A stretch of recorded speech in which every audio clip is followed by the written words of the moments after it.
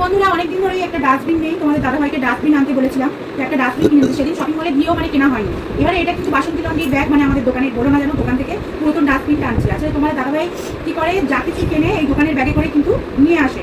তো সেই হলো সমস্যা, এই যে ডাস্টবিন কিনে এনেছে, তো এই দোকানের ব্যাগে করেই এনেছে। তো কেমন হয়েছে ডাস্টবিনটা, আমার এই ছোট্ট ডাস্টবিন এতদিন ধরে খুঁজছিলাম একটু বাথরুমে রাখবো বলে।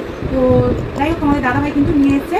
আর আমি বড় বড় ডাস্টবিন পাচ্ছিলাম কিন্তু কিছুতেই ছোটো পাচ্ছিলাম না, তো আজকে পাওয়া গেছে, পড়ে যাচ্ছে।